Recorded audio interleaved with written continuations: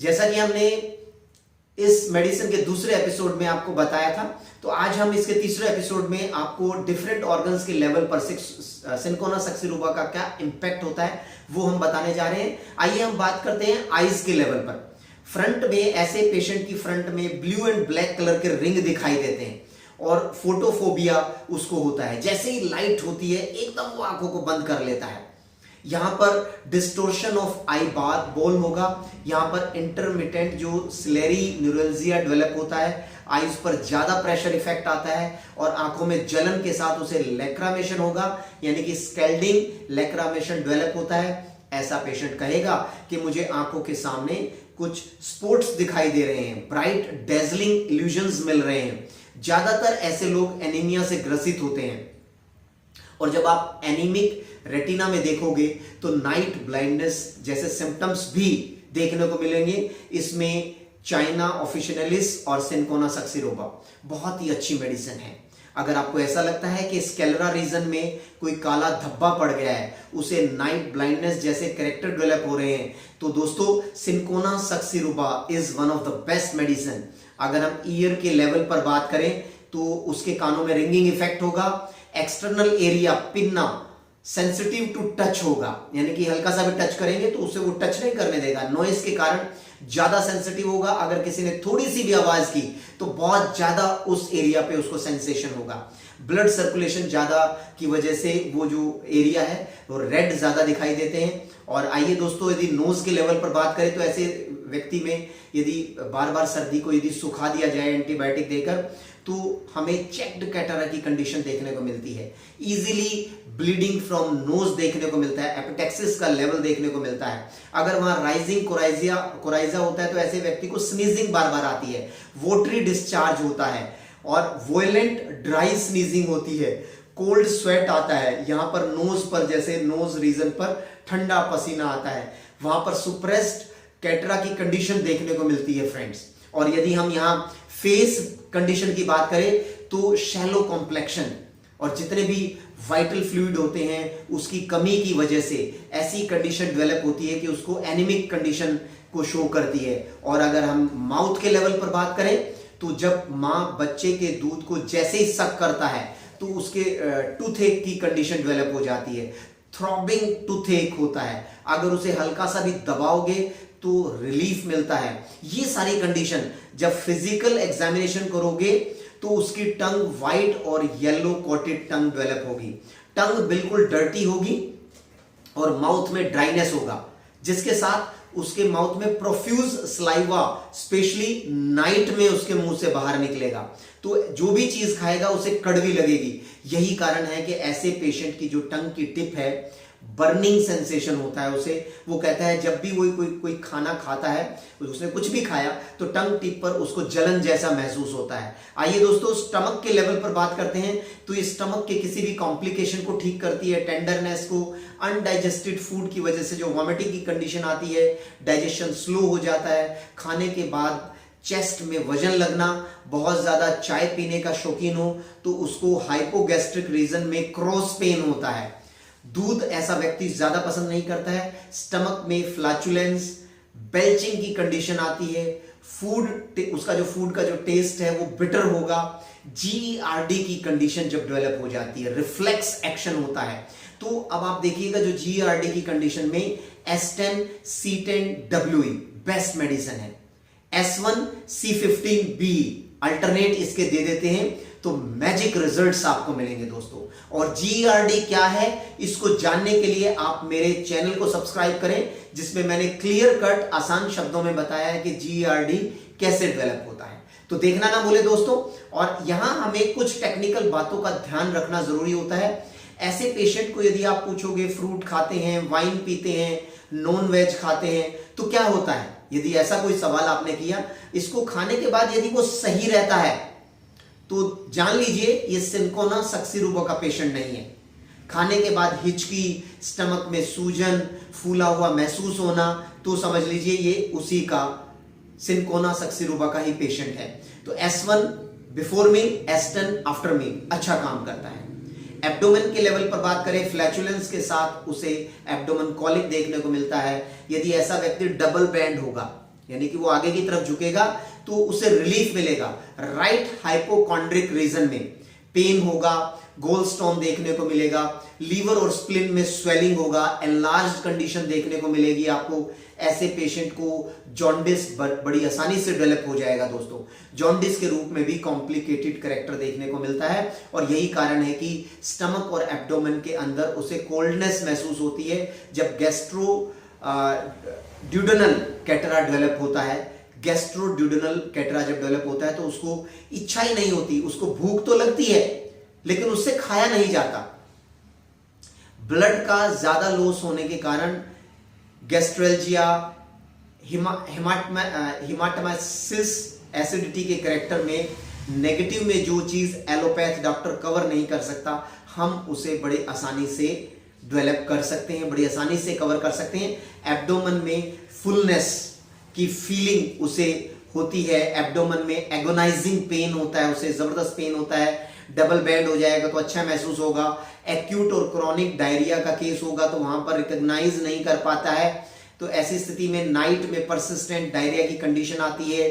Fruits, wine या non veg लेने के तुरंत बाद डायरिया की कंडीशन आ जाती है। स्टूल का कैरेक्टर लूज होता है, येलोइश ब्राउनिश होता है और विदाउट पेन उसे जो है ना डायरिया आता है। दुर्गंधित, ऐसे व्यक्ति के जो स्टूल में दुर्गंधित गंध आती है।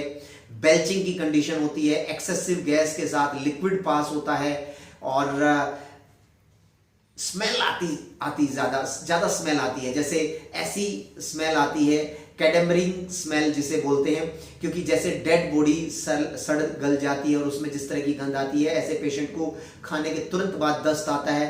हॉट वेदर के दौरान भी उसको बहुत तेजी से डायरिया पास होगा और इसी वजह से उसको वाइटल फ्लूइड की जो लॉस हो जाने की वजह से वीकनेस ज्यादा महसूस होगी। और लीवर की कंडीशन की बात करें तो क्रॉनिक लीवर ट्रबल, हिपेटोस्प्लेनोमेगली हो जाएगा दोस्तों। यूरिन डार्क कलर का, स्टूल लाइट कलर का होगा क्योंकि बाइल का इम्प्रॉपर सेक्रेशन होगा, क्योंकि ऐसी कंडीशन में उसको जो बाइल जूस है उसका इम्प्रॉपर सेक्रेशन हो जाएगा। एनीमिक कंडीशन पर ये ऑथेंटिक काम करती है, ब्लड की क्वांटिटी और क्वालिटी को इंप्रूव करती है। वाइटल फ्लूइड की लॉस के कारण, है ना, हेमोरेज, डायरिया, सेक्सुअल एक्सेस के कारण जो जिस तरह के भी जो इस कंडीशन में कैरेक्टर डेवलप होते हैं, उस पर cinchona succirubra one of the best medicine. Face पर आंखें धसी हुई मिलेंगी, खट्टी व तली कली खाने चीजें ऐसे व्यक्ति का खाने का दिल करेगा। तो सिनकोना सक्सीरुबा की अगर हम बात करें तो यहाँ आप देखिएगा टीयरिंग कैरेक्टर पेन देखने को मिलता है, sprain, touch feeling pen, hard pressure की वजह से पेन में जब रिलैक्स हो जाता है, जब आप वहां प्रेशर इफेक्ट डालते हैं, रूमेटिक कंडीशन में अच्छा आप रिजल्ट ले सकते हैं। फीमेल्स की अगर बात करें तो मेंसेस उनको जल्दी आता है, डार्क क्लोट्स के रूप में आता है, एब्डोमेन फूला हुआ होता है, प्रोफ्यूज मेंसेस के साथ उन्हें पेन की कंडीशन डेवलप होती है। ब्लड ल्यूकेरिया में थोड़ा सा ब्लड की कंडीशन आती है, पेल्विक रीजन में पेन होता है, प्रूलेंट ल्यूकेरिया की कंडीशन होती है, ओवरी के इन्फ्लेमेशन की कंडीशन आती है, सेक्सुअल की एक्सेस के कारण ये कुछ कंडीशन ये डेवलप हो जाती हैं। एनीमिया की कंडीशन व इंसोम्निया का कैरेक्टर भी ऐसे पेशेंट में डेवलप हो जाता है। चक्कर आने की शिकायत होती है ज्यादा। तो cinchona succirubra one of the best medicine. Males की बात करें तो सेक्सुअल चीजों को यदि वो ज्यादा देखता है, उनमें फ्रीक्वेंट इमिशन होता है, ओर्चाइटिस की, इसी वजह से ओर्चाइटिस की कंडीशन देखने को मिलती है। रेस्पिरेटरी लेवल पर अगर हम बात करें दोस्तों तो इन्फ्लुएंजा के लेवल पर हेड को नीचे करते ही चक्कर आना शुरू हो जाएगा, डिस्निया की प्रॉब्लम आ जाएगी। रेस्पिरेशन कांस्टेंट चॉकिंग के लेवल पर रहता है, जैसे मतलब बिल्कुल दम घुट रहा हो। वोयलेंट हॉकिंग कंडीशन रहती है ऐसी कंडीशन रहती है। लंग्स के लेवल पर हिमोरेज होता है। लेफ्ट लंग में यदि कोई प्रॉब्लम आती है, अस्थमा की ऑथेंटिक मेडिसिन दोस्तों एस्टेन। डैम्पनेस में, है ना, कहीं कोई जो डैम्पनेस की कंडीशन होती है वहां कफ शुरू हो जाता है, हल्का सा ब्लड स्पूटम में ब्लड की कंडीशन आती है, चेस्ट में स्टिचिंग पेन की कंडीशन होती है, पाल्पिटेशन के साथ हैंड्स कोल्ड होते हैं, पल्स बड़ी वीक होती है, आइस कोल्ड, एक हाथ उनका जो यदि ठंडा मिलेगा तो एक हाथ हॉट मिलेगा, suffocating attack due to anaemia. Then dropsy की कंडीशन होती है बॉडी के लेवल पर, आंखों में पफिनेस देखने को मिलेगा, ड्रॉप्सी की कंडीशन में अगर आप देखोगे तो एंकल रीजन में स्वेलिंग देखने को मिलेगी, बैक साइड में किडनी रीजन में चुभने वाला पेन होगा उन्हें, ज्वाइंट और लिम्स में पेन आना शुरू हो जाएगा, हल्के टच से, वो टच भी नहीं करने देगा दोस्तों, हल्के टच से ही उसको पेन बढ़ जाएगा, प्रेशर से रिलीफ होगा, नम्बनेस की, सुन्नपन की स्थिति पाई जाएगी, ड्राउजीनेस, अनरिफ्रेशिंग फीलिंग्स होगी। और ऐसी स्थिति में जब अनरिफ्रेशिंग फीलिंग होगी तो जब वो सुबह उठेगा तो कांस्टेंट स्टूपर की कंडीशन होगी, है ना, बिल्कुल कंफ्यूजन की स्थिति, डेलिरियम की स्थिति, चक्कर की स्थिति। चिल्ड्रन की स्नोरिंग की बात करें तो नेजल सेप्टम में मोटाई बढ़ जाती है, इसकी वजह से स्नोरिंग की कंडीशन जो डेवलप होती है कई बार बच्चों में। और स्किन के लेवल पर अगर बात करें तो extreme sensitiveness, coldness after sweating, anasarca की कंडीशन आती है, ड्रॉप्सी की कंडीशन आती है, डर्मेटाइटिस की कंडीशन आती है, एंड्यूरेटेड ग्लैंड्स की जो कंडीशन है, स्क्रोफुलस अल्सर की कंडीशन जो आती है, ऐसी स्थिति का जो पेशेंट है वो सिनकोना सक्सिरुबा का ही पेशेंट होता है। और फीवर की बात करें तो जो फीवर की हिस्ट्री को जनरेट करती है, यानी कि यहाँ चिलीनेस की स्टेज होगी, हीट की स्टेज होगी और स्वेटिंग की स्टेज होगी दोस्तों। और आइए हम बात करते हैं, यदि टर्शियन या डबल टर्शियन फीवर हो तो, या क्वाड्रिटेरियन टाइप का फीवर हो, क्वाड्रिटेरियन टाइप का फीवर हो, किसी को इंटरमिटेंट फीवर आ रहा हो, यानी कि पीरियोडिसिटी के कारण आ रहा हो, मींस एक बार हो गया फिर ठीक हो गया, फिर 2 दिन बाद हो गया, 3 दिन बाद हो गया, इस तरीके से जो करेक्टर आता है, तो सेवरल आवर्स तक, है ना। और इसका फीवर नाइट में कभी भी नहीं आता है, ये चीज ध्यान रखिएगा, ऐसे व्यक्ति को फीवर नाइट में कभी भी नहीं आता है, कई घंटों तक बना रहता है। एंटीसिपेटिंग टाइप का होगा तो चिली की स्टेज होगी, अगर ठंडा पानी पिया तो ऐसी स्थिति बढ़ जाएगी, थर्स्ट लगेगी चिलीनेस के पहले या बाद में, अदरवाइज नहीं लगेगी। वो हीट लेने की कोशिश करता है लेकिन उसको फिर भी हीटनेस, हॉट उसमें कंडीशन में जाने के बावजूद भी जो चिलीनेस है वो परसिस्टेंट रहेगी। दूसरी जो हीट स्टेज होती है, बुखार लॉन्ग लास्टिंग रहता है और हीट थर्स्टलेस रहेगा, और ऐसा व्यक्ति पानी नहीं पिएगा, सिर्फ पेशेंट मुंह को गीला करेगा, सिर्फ हल्का सा मुंह को गीला करेगा, हल्का सा पानी पी लिया, बस इतना ही। चेहरा लाल कलर का हो जाता है, हेडेक रहता है, डेलिरियम की कंडीशन देखने को मिलती है। तो ऐसी स्थिति में दोस्तों S10 is one of the best remedy. E3, वर्वन, Y, F1 और S10 10th डाइल्यूशन में यदि आप लेते हैं तो बहुत बेहतरीन फीवर में आपको परिणाम देखने को मिलेंगे। 104 से 105 डिग्री का बुखार होता है तो 10th डाइल्यूशन में दीजिए, 5 ड्रॉप्स को 1 लीटर पानी में डाल लीजिए और उसको फ्रीक्वेंट पिला दीजिए। आप देखिए कितना जल्दी असर मिलता है।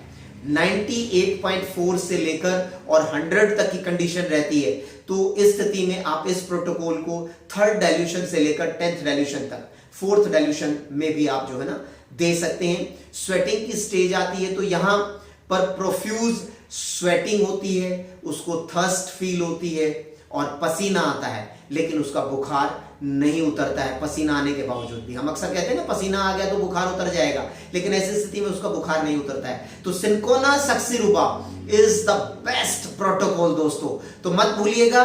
इन एपिसोड्स के साथ बने रहिए, इसी तरीके से मैं आपके साथ ढेरों जानकारी शेयर करूंगा और ऐसे ऐसे प्रोटोकॉल लेकर आऊंगा जिनका 100% रिजल्ट होगा, गारंटी के साथ। तो दोस्तों अगले एपिसोड तक के लिए नमस्कार, शाबाश।